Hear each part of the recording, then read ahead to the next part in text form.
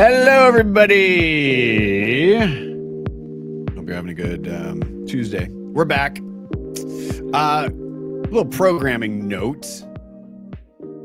Kyle O'Brien, who has joined the family, will be doing some stuff next week. I'm going to be on spring break. I'm going to be skiing in cement in Oregon because it's getting a little warmer. There's plenty of snow, but it's getting a little bit warmer here. So, so we'll do some repeats. We'll do some reruns. We got lots and lots of stuff coming up. Little housekeeping first. I'm going to do this first, and then I'm going to get to that. The thing that was a little surprising to people today, because I want to bring Russell in to discuss. So first off, thank you to all of our members. Our brief is to build the global home for independent agencies. Our mission is to serve indies and the brilliant people behind them. Our goal is more visibility for indies and more choice for marketers. We are a visibility platform in 5 parts. We do media and editorial. That includes op-ed. We have a wonderful community that we're continuing to grow and build. We have consulting sprints for our members. You want to be an ad age? Cool. We'll help you with your pitch. We've got Celebration, which is our events and our awards. I'll talk about the top 40 design here in a second. And then Biz Dev, which is our newest member benefit. It's called Indie Agency Connect. And we're working to build some opportunities, project-based. Key creative partners or key marketing partners. I prefer that term. So we're building our database of members and looking to snap some business together, shall we say. All right, so I want to go to the top 40 design. Deadline is Friday. Now, we have constructs. We do not have categories, and that is by design. No pun intended. If it's design, I don't care what kind of design it is. We want to see it. So UX, CX, love industrial design. Production design is one of my favorite things that people do not necessarily get an opportunity to see, but they should see it because it's incredibly important. And listen, I mean no disrespect to the wonderful people at Pentagram or at some of the bigger design shops. They do incredible work. But there's so many indie shops doing incredible work, and we want to celebrate that. If you are a member, you get 25% discount. And our Daniel and Kate from Mrs. and Mr., our jury presidents, we had a nice little meeting with our jury. There's 17 of them. And one of whom is from Iceland, by the way, our Brandenburg here. One of my favorite agencies that I used to cover when I was at Adweek. But today we are discussing, we're discussing how a marketer picks an agency. Before we get there, Russell Barnett, my fan. I'm like, when we were in England, it was Russell Bonnet, but it's Russell Barnett. I want to share this with you. So there are times when I run a little bit under the radar. And, I didn't really publicize that I was doing this thing with Fast Company.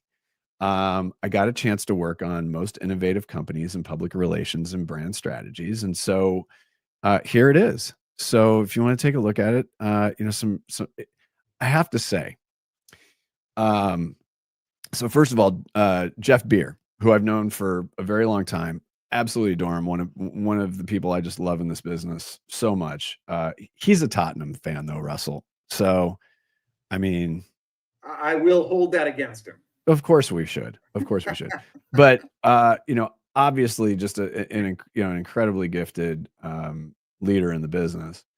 He said, "Hey, do you want to do this thing?" I said, "Yeah, hell yeah." So first met with Amy Farley, managing editor, incredible. And then my editor, Eric Sullivan. Russell, you and I have talked about this before. We talk about pros in the industry, like a pros pro. Eric is an absolute pros pro. I loved working with him on this. It just, and what was great is we had great, not arguments, but discussions back and forth. And then Amy jumped in and gave her input. And it was such a great process, and it was deep. So, for anybody that thinks that we kind of go, no, that's not how it works. It was really, really deep, very thoughtful process, and a chance to see how Fast Company works. They're all absolute pros. So I want to thank them for the opportunity to do that.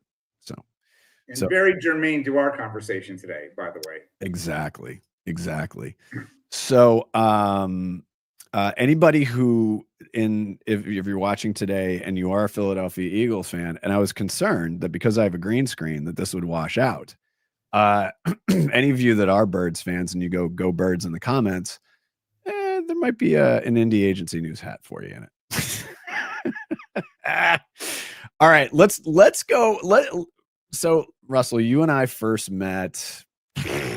God, I don't 17, 18. Does that feel right? Something like that. Maybe even sooner, but we just didn't click. Yeah, it happens. Yeah, now, our topic today is, one of the issues and questions that generally comes up with agencies, and I think what we're trying to do is not necessarily dispel myths, but maybe that's part of it. But sometimes reading the tea leaves of what a brand really wants or really needs, and trying to interpret all that stuff. But the other side of it is really important to understand how a marketer, how a CMO thinks. And I want to go into your background because, you've done some really high profile stuff. So give us the schmear on that right now, because I think that helps set the table a little bit. Cool. Yeah, happy to do that. By the way, thank you for having me this morning. And I'm jealous of your winter break or spring break. I have the same thing, and doing a little skiing as well. So there we go. We have that in common. I like it. Yeah. We've talked ad nauseum. You and I know the history, but I started my business early on in the agency business. My father was a creative director and swore that the agency business was my world forever, and was on the account side. Because my father's hands worked, and I believed that creativity meant that your hands had to work. And what I realized late in life was that your hands didn't need to work. Your creativity manifested itself in other ways. And that kind of really helped me out once I got onto the brand side. So I got really lucky early on working on a little brand called Mike's Hard Lemonade, bringing that to the US. And I get a lot of comments of thanking me for whatever they're thanking me for. Their first experiences doing many things. So, a terrific brand, and really an interesting moment because, at the time we called ourselves a defining brand for a failed category. And that's a heavy moniker to sort of have to think about. But we went through that, and I'm happy to sort of give you some examples of this when it's relative to the agencies a little later on in the conversation, because a lot of this really revolves around this really interesting notion of the strategic element of it, which I think is ultimately what comes down to what makes a great relationship, and candidly why indie agencies work so well. So I joined Mike's. I was there for 5 years. We took them from zero to got about 200 million US. Went up to Canada, did help them fight off Smirnoff at the time. Still saw some double-digit growth. Created experiential marketing before experiential marketing was a thing. Was a thing, and so that'll date me a little bit. But then was very fortunate enough to meet a gentleman named Keith Belling, and Keith and I put Pop Chips on the map. Yep. And joined there early days. I think I was the second employee, and then built that to about 115 million. And really, that was a better for you chip in a way that people didn't understand what better for you meant, or even chips meant, and so much less a popped chip. So it was a bit of an adventure.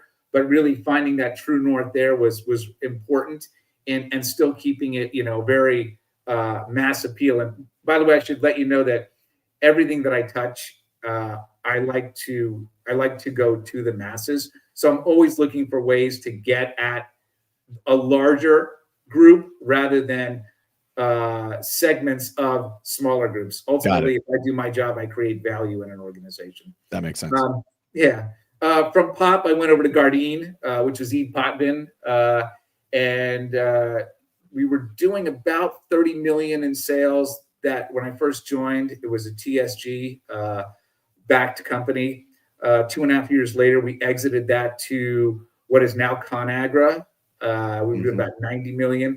And really the big insight there was center of plate. And while that sounds so simple, how we executed center of plate was really, really interesting. And then probably most recently at scale is My Mochi, right? Which I came in as part of the original management team. Business was doing about 20 odd million or so. And My Mochi, the My Mo brand or My Mochi brand, ultimately what it ended up, really hadn't been invented yet. And the investment thesis was bringing mochi to the masses. And people said, mochi to the masses, never heard of it. And we said, exactly. And we thought about how to really take this idea of niche Japanese ice cream and make it a snack for the masses. Right. And so we really dug in there. And all of these were partnered. And really those moments happened when we got the resources to to really communicate at scale. Right. And then what I would say is we also got really, really lucky with exceptional partners who all were indies, right, to really help bring this to life in incredibly memorable ways. And so that's my quick history. And and here's what I find interesting in this too is that to walk us through your first experience in working with an agency when you were on the brand side, because there's obviously a lot to learn, and then from there it's iterating off of that. So walk us through that. I think that could be very interesting for people to understand. And part of it is, so the learning here for an indie is, let's say there's a new marketer, somebody who might be a little newer to the game, or it's an early brand. So what was your experience? Well, my first experience was with an agency out of Canada. It was the Brainstorm Group. It is now Bob's Your Uncle. Oh yeah, I know them. Yeah. Bob is a dear friend, and I didn't know Bob from anybody, but we got along very well, and we spent a lot of time going through the pitch process and understanding the rationale and the motivations, and we agreed that there was this really interesting nugget of information, and we really needed to make sure that Mike's Hard Lemonade at the time was going to the masses. We needed to make sure that it wasn't seen as a wine cooler. We needed to man it up, if you will. Right. And we came up with a thematic which basically killed off lemons. Wait, what? Exactly. So the tension in that, obviously. The tension in this was, how do you this idea of this guy Mike was everybody's best friend. We had this idea that everybody knew there's a little Mike in every one of us. He was never seen, heard, or physically described unless he was kind of tallish depending on the light. Sure. And the tension was always, well, he sounds too nice, so he's got to have an enemy, or there's got to be a mortal. There's got to be, if you're something, you have to be fearful of him. Right. And what we came up was, the only thing that should be fearful of this guy who makes this hard lemonade is a lemon. So the tension was, how do you take a lemon and make it terrifying for that lemon? Right. And ultimately what we found out was that it created a moment of quality, and we'll get into that in a minute. But I remember Bob and I sitting there going over this thing, and I said, shit, man, I love this. This is phenomenal. Now, when Anthony Anthony Von Mandel, who still owns the business and an icon in beverage. When we discussed this with Anthony, I really need your support in pushing this through because we know we're in a great space. And Anthony's in Vancouver. I'm on a call in San Francisco. Bob's up in Toronto. And Anthony says, why? After we pitch this. And I'm waiting for Bob to step in. Bob's fucking silent. Oh, go no. And I literally put my head on my desk.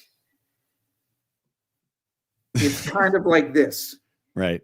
And we went off and we got approval to run these 3 crazy spots. One was a funeral, where one was the after party, if you will, and one was a hospital scene.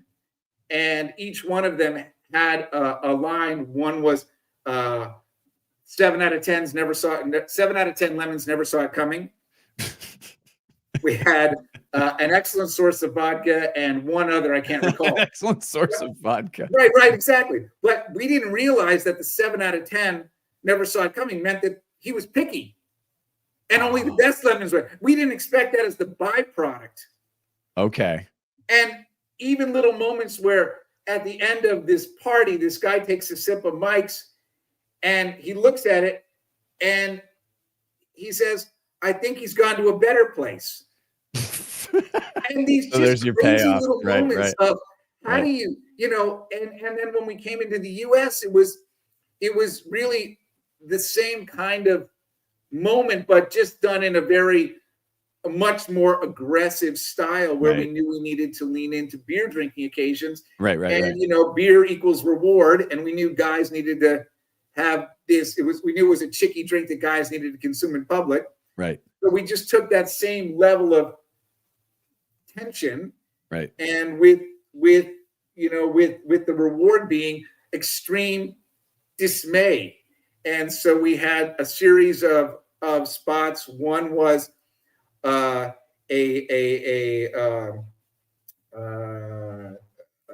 guy who cuts down the trees, up in Portland area. Right. That tracks.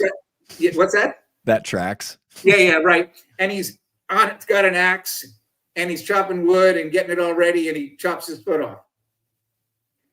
And Also but he tracks. says that looks like that stings. Nah, it's just a flesh wound. Right. Blah blah blah. Right. Let's go to the hospital. No, let's go get a Mike's instead. They go to the bar, and the guy cheers with the boot. Right. Oh my God. And then that leads to a SeaWorld scene where a guy's dangling, or the guy's I remember that one. I remember that arm one. off. Yeah. Bottle comes down the bar, can't pick it up, no hand. Yeah. And those kinds of things. But ultimately, how do you make those at home in beer drinking occasions using humor and wit and things you could never do today? Right. And and that was very of the moment at the time. Very of the moment. So we go from Bob's your uncle, and then we start progressing through. Yeah. And as you start getting more experience as a CMO and a marketer, I want to talk a little bit about the idea behind going outside of creds. And pedigree. And so they're the creds, obviously, you see the work, you understand the work. You look at the case studies. In some cases, pedigrees will vary, and that includes tenure, that includes visibility, like all the things that we talk about, right? So outside of those two things, let's strip those out. Over time, what were you looking for in agency partners? Now, again, you've mentioned that you started at a point at Mike's Hard Lemonade. You definitely couldn't do that today. No. And so, it's the change in the evolution. So the culture changes, society changes, the industry's changing, this thing called digital showing up. So all of these things now are on your plate as a CMO. So again, outside of that, what were you looking for in your agency partners? Well, I'll give the best examples. Probably, we hired a group called Lovers out of the UK, I remember them. I know and them. Yeah. Lovers is fiercely independent, and Lovers is about as far off from Los Angeles as you could possibly get. And we were very smart in saying, let's not let geography get in the way of exceptional work. Mm. And we also knew that the business required a little something different, given that we were a hybrid of cultures. Right. We thought it was important that if we could get, and we played in the nexus of play, fun, and weird, that we ought to have a little bit of quirky internationalism. And we thought that the Brits had the potential to bring that to us. Sure. And they did. And they did. And what I think what really hit home was agencies do a great job of telling you about them. Agencies do a reasonably decent job of telling you about you. Mm-hmm. These guys did an exceptional job of telling us about us and what they heard and why why it all correlated back to the solutions that they had. Talk a little bit more about that. How did they approach that? Because there is the thing of, well, we're going to do a lot of research. Well, yeah. And that's right.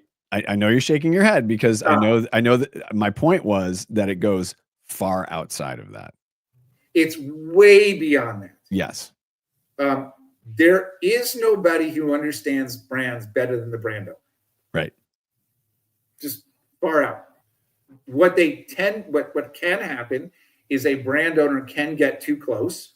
Right. And they can have too many other forces affecting their ability to think a little bigger, a little different, odder, weirder, whatever it may be, ways to really connect. And what Lovers did was a great job of saying, here's what you said, here's what it was interpreted as, and here's the solution against it. It was all rooted in what you said as the expert. Right.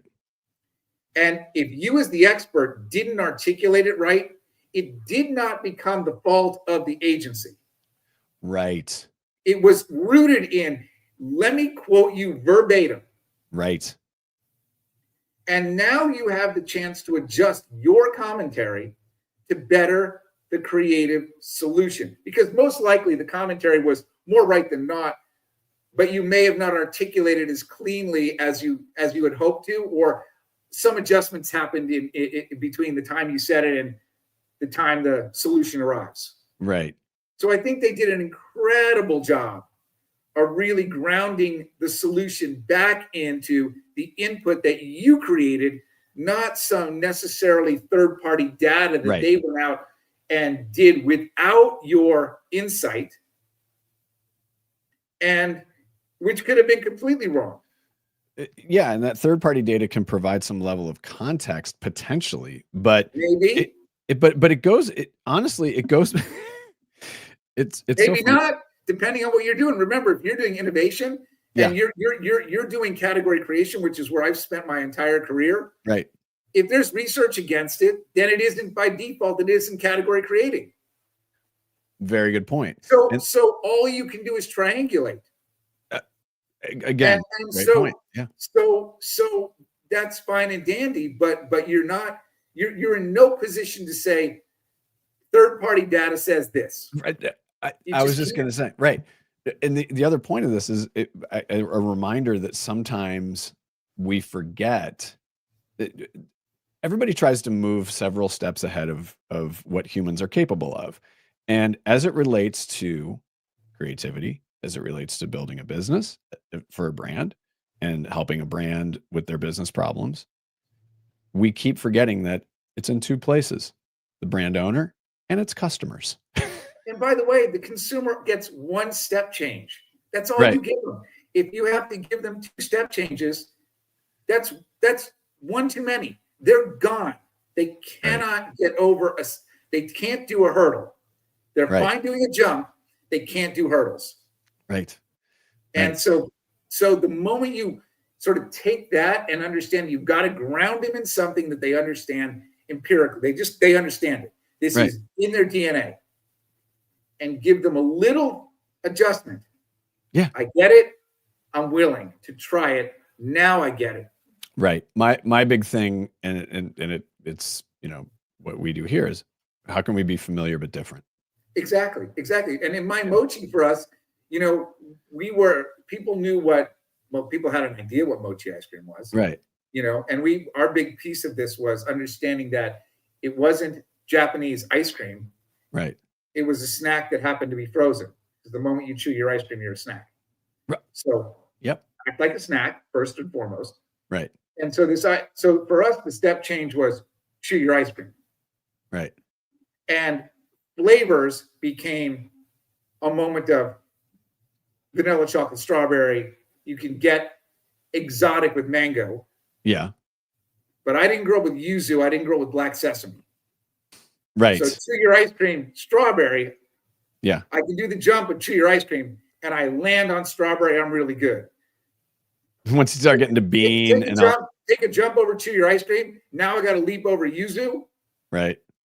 I'm in hurdle land. Yeah. And you can't get there. You know, and that was early days. Now you have permission to get there because all of that work's been done, and you're now, you know, that point of reference has changed. Yeah, you can be a little bit more adventurous, and I point to kettle chips, and they were actually one of the very early adopters of bespoke flavors. Yeah, I can't remember what year. I mean, it was a long time ago. Proud Oregon company, but they had done this thing where they had asked the public, what's a flavor we should try, and people were giving these, and so Kettle deserves a lot of that credit, because now you're absolutely right. Kettle, from when I had moved to Oregon for the first time, it was regular sea salt and vinegar, your typicals, and then you start getting all of these really interesting funky flavors, but it was born out of that, but it was born out of understanding the style of chip. That's exactly right. Yes. Because they had a different style and a different eat and a different crunch and a different mouthfeel. Set up the moment. Yep. Once you've ingrained that, now you get to use all that. Holds the flavor better. Yeah, holds the flavor better too. Absolutely. Yeah. Yeah. I mean, it's the same with Tim's. So exactly. Same deal. Yeah. You had mentioned that you look a little more deeply. No, I don't want to say more deeply. That's not a fair assessment. But strategy, especially now, is really, really important. I'm curious your take on for indies to understand what are some of the things that CMOs are going to be looking for. Obviously, the creative output, and one thing I will add, Russell, is that one thing I've noticed about indies, and this is pretty much been over the year, and I don't want to dismiss Holdcos. There's some good creativity that comes out of it. Yeah. However, I would say that for the most part, indies are places where you can be much more adventurous creatively. And there's 100%. And so I think that there's that in play. So let's talk a little bit about that, but also your perspective on strategy is really, really important for indies to understand. Is they're not necessarily pitching CMOs, but maybe they're just having a casual meeting, or they, run into them in, South by or whatever. You got to understand the strategy is the why and permission, because ultimately a CMO has to sit in front of a board. In many cases, they'll sit in front of a board, or they'll sit in front of a CEO, and they'll have to explain to folks who are not creative. By and large, there are some who are exceptionally creative, right? But you're now having to explain how you've taken a bridge of a very physical product with physical attributes and physical functionalities and specifications and the like. And now you have to say, I'm going to create a moment or a series of moments that are going to connect the consumer in a meaningful way. And in many instances, I'm not going to tell you what the benefit is. Mm-hmm. Well, how the fuck are you going to do that? I mean, Not to honestly, put too fine a point on it, but yes.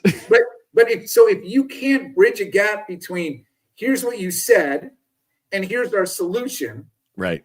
then it doesn't give anybody anything to grip onto to say we have confidence to spend umpty up millions of dollars on media and production and the like. And the strategy is the confidence. Mm-hmm. That's all it is. It's the key. It's what unlocks the dollars. Right. Yep. It is ultimately what unlocks the pocketbook. Yep. And that's the piece that I think any agencies, much less indie agencies, really, really have to hone in. And they tend not to be drawn out pieces. A strategic point can literally be 5 words on a slide. Yep. It is, do not give me 90 pages of strategy. Right. Right. It's too much. Yeah. Yeah. So that's a big dissertations. piece for us. Yeah. Yeah. No, and that's very true. I mean, I've heard, and this is more on the creative end of it. Yeah. The late great Jim Riswold. I heard a story about someone gave him a brief once, and he ripped the pages, and he got this little piece, and said, "That's all we need. That's all we need. That's all exactly." A lot of the work, for example, when we did Gardein, we had a plant-based protein center of plate, and the comms should be go after vegans, right, who shop the frozen aisle. Yeah. In a Whole Foods or a Mother's Market and whatever. Right. Okay. Does not align well with the investment thesis made by a private equity group that says, I'm going to bring plant-based protein to the masses. Right. Right. All right. So let's just, so now all of a sudden you've got a product belief not aligned with an investment strategy. Right. Okay. Right. So now the CMO's got to work to get all of this noise, which he knows it's there, or she knows it's there, or they know. But how do you bring it over to this? So what we said was, look, we're going to be a center of a plate product. Mm-hmm. We make great tasting food that happened to be made from plants. Yeah. Yeah. Big idea there. But of course that's what you do. But when you're sitting in a CMO seat and you're saying, I got to move sales, well, I'm going to go after vegans who shop frozen and natural and specialty. But so we understood that. Then what we said was, look, let's give permission to anybody who likes great tasting food. Yes.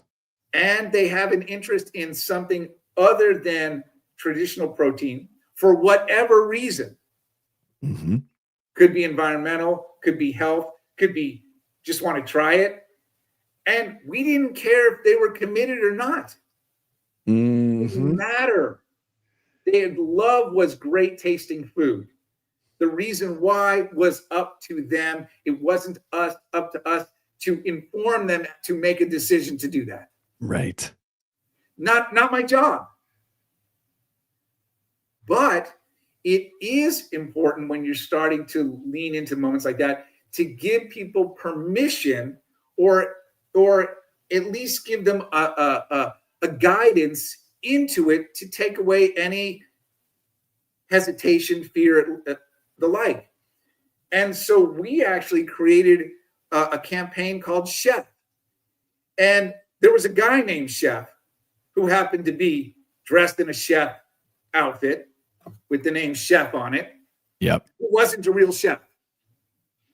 And he showed up in your kitchen and he was your guide to great tasting food in your kitchen.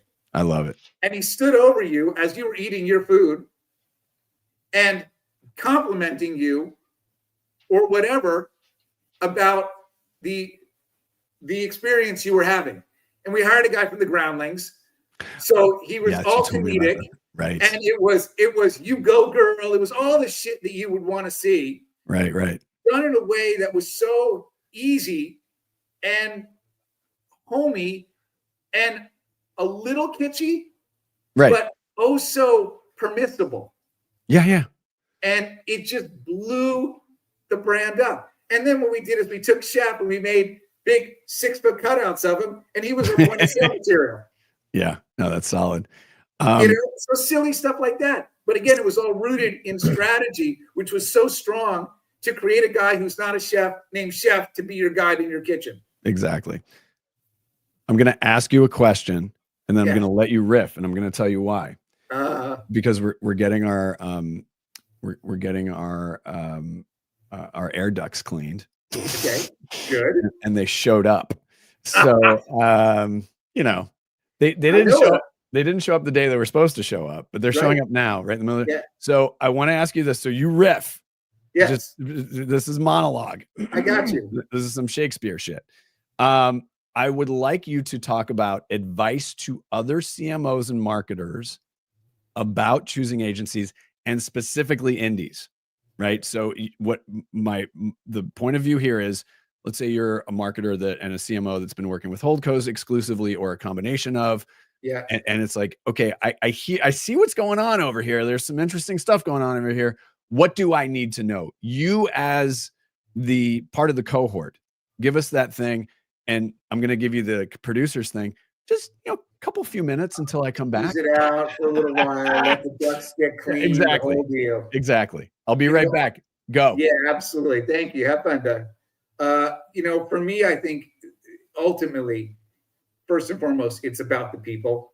And if you're not spending time with those people throughout the process and real time with those people, and those are the people who are going to spend the time on the business with you, that is probably the most important piece of it.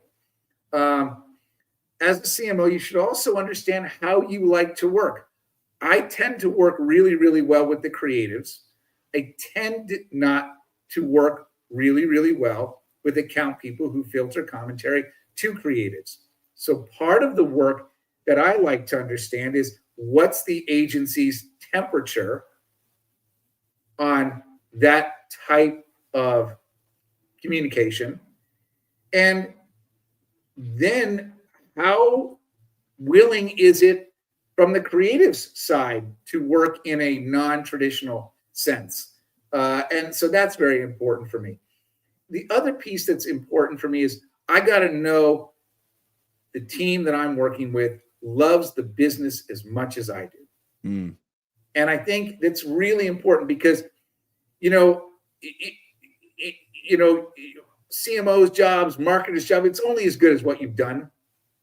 And it's a hard job. It is. It's an emotional job. You got to get it when 99% of the other people don't. You've got to really be comfortable being uncomfortable. Mm-hmm. And you wouldn't be doing it unless you loved the business you were doing it with. And so you've got to find a partner who really, really has that same passion for the business, and really a passion for you as a partner. Right. I'd also say that, when I start looking at agency creds and the like, especially when you're looking at indies, look, the fact of the matter is, you're looking at past work that may not have been done in that house. Right. And that's real. Yes, the people worked on it, but you as an outsider coming in don't know what work was really done on it. Mm-hmm. Right. So it's really good to parse out and ensure that, as an agency owner who's worked on it in a past life, that you can clearly articulate your role. Yep. Clearly. And if you didn't really do it, be upfront about it. Right. And be upfront about the role you did play. It's not a check against you. No. It's an honesty and trust moment for you. Yep. And that's really important. And the last piece I'd always say is, when I talk to people and they talk about, and by the way, inherently people's motivations are all in the right place. So if they're telling you they did something, it's from a good place. So Right. Sure. you know that. I always, I am very suspect of result. Interesting. Because you don't know what else was happening in an organization to affect the result. Mm. You don't know what was happening, in my case, at retail. Right. You don't know what was happening with any major retail partner at any moment. You don't know what was happening from any number of other inputs. So just be very mindful of when you say results. Be okay if someone pokes and prods and has the answer. Right. You tell me there was an 83% lift in sales. My question is, how do you correlate that? Right. Oh, we ran a campaign. And so what did you do? Did you run in test and control of your markets versus non-markets? And so I just simple things like that, really, really important that you get at it. And again, if we got an 83% and it's, I don't know what other inputs were happening. We ran the campaign and the client said we were responsible. That's all I need. So again, that's a big piece of this. And what it comes down to is trust in the people that you're going to work with. And if you do it really, really well, the great news about an indie agency is there's a greater value for both the CMO and the agency than the check is going to provide. Yeah. Yep. And ultimately, if both sides see that greater value, bigger than the check, boy, you're going to be in great shape. Yeah, and it does come down to this. There is the performative idea of partnership versus the reality of partnership, and we hear that a lot. We'll hear it on stages, and sometimes when you peel the onion back, and I don't want to throw this marketer under the bus saying that, oh, they're just sort of our vendor, which pissed me off, by the way, because if you're going to say they're a partner, then be honest about it. How would you you've defined elements of what real I'll partnership tell you what a partner is. Partner is you're on my WhatsApp and I can WhatsApp you at any time of day. Yeah. And you can call me at any time of day and you can present a thought, a thinking that is no holds barred. Right. If you got a crazy idea and you can't articulate the why yet, but you've got an idea and it's in this world, you should be able to call me and say, here's what I'm thinking. Mm-hmm. And a great example of that was when we were doing another MyMoji story. We thought we said that if you spend more than a minute with us, you spend too much time with us. Mm. We're snack. You don't think about us. Stop it. We're 3 bites and you're out. Right. And so everybody tries to get to the why. And for us, we felt that, if we came to a why, then that was really too much thinking. Right. And so, the perfunctory answer is we kind of got to this place of, well, why doesn't really equal why, but well, then it's really why not, but why not so generic and who gives a shit about that? So I got a phone call from a CD as we were almost into a new campaign, almost ready to shoot. And he goes, look, I've been thinking about this thing and I've been thinking about this why not. And I've been thinking about how do we articulate this indifference in a meaningful way and memorable. And the idea was, rather than why not, we came up with this notion, or he came up with this notion of because whatever. Oh. And it was because, comma, whatever, no period, because a period would be too committed. Right. And so it's that kind of, and that was a phone call. Mm-hmm. Like at 10 in the morning. And it was just, I got a weird idea. and it's grounded in something you said, and it's not fully baked, and the trust was there. Mm-hmm. And that's the kind of relationship. That's a meaningful partnership. That's a meaningful relationship. I like that. You want to play a game real quick? Yeah, let's do it. Okay. First of all, Russell, thank you so much for joining us as always. So the game show is Random Q, and we're going to be playing this with Planet President Matt Dowd on Friday. We haven't done a game show in a while. So we have 3 game shows: Pun Fight, which is for creatives and copywriters. We have Liar Liar, which is for anybody. And then we have Random Q, random question. So we have a list of 1 to 10, and we have our guests pick a number 1 to 10, and then we'll put it up on the screen, and then you answer the question, and then you basically get scored style points on your answer. Just I need my coffee. Hold on a minute. No, but so this one was done during the holidays, so like we're behind. All right, so pick a number between 1 and 10. 3? 3. Okay, there we go. What's the best holiday food, and why is that? Oh, come on, man! I'm going to go back to my Jewish heritage. You know, here we go. Yeah, no, go. Yeah, potato latkes, man. Come on. You know, for Hanukkah, you got to have the the potato latkes, and your mom's got to make them.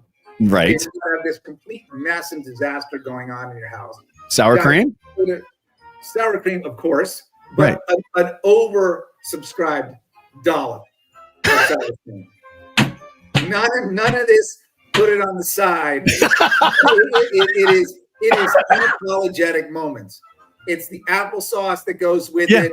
And in my house, the best part is my wife is a good Catholic.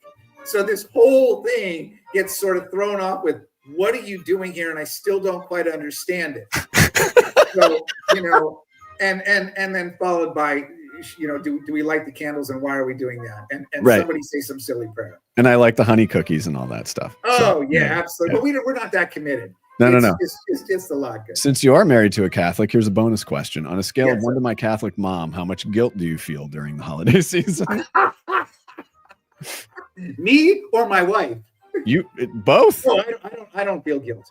Atta kid. All right. No. Not in my repertoire. No, not in the repertoire. I like that. But what is in your repertoire, that's a professional broadcast segue, is excellent advice. Russell, thank you so much for joining us. We really appreciate it. I'm going to have you hang out. Oh, by the way, so I got a custom case made for all my audio equipment, and then I put the little machine back in, so my little board, and I realized that I have I can like make my voice go different. Hold on. Tell me if this works. Hello, Russell. That's it. Yeah, you got it. And then this is the voice disguise. All right, that was terrible. That's great. Can you do it for your guest? No, just me. Okay, sure. Well, I mean, when we're live, yeah. When Excellent. we're live. Oh, you know what I'll do? What's that? I'll go to Cannes. I'll get John Wren on, and I'll be like, so John, tell me about the Omnicom IPG merger. Well, let me tell you about that. Exactly. We have a good ROI on this investment, and good agency. Perfect. And they said this platform isn't like a morning radio show. I'm kidding. It kind of is. Russell, seriously, you're a great friend, but also such a great professional, and love your advice. I'm going to put you backstage for a second. Thanks so much for joining. Thanks, Doug. All right. Hold on 1 second for me. All right, everybody. Yeah, we had a little bit of fun today. We always have a little bit of fun. Yeah, it's so nice when you can chill with people that you love, and absolutely love everything about Russell. We've had so many great times together. And I hear about that from agencies too, and especially with teams. So, again, it's a reminder, appreciate each other. We all work hard. Just appreciate each other. Take the time. This shit doesn't last. Life is so damn short. And I don't mean to sound cliche, but it is so true. So enjoy the times together. even professionally. All right, I'm going to go back here. Top 40 design. Our last deadline for entries is Friday, but you might be able to get an extension if you want to. You have to reach out to me, though. If it is design, it counts. It counts. Also, a reminder that if you are interested in membership, you can go to indieagency.news. You'll see this nice little red button, or as we say in the Philadelphia area, button.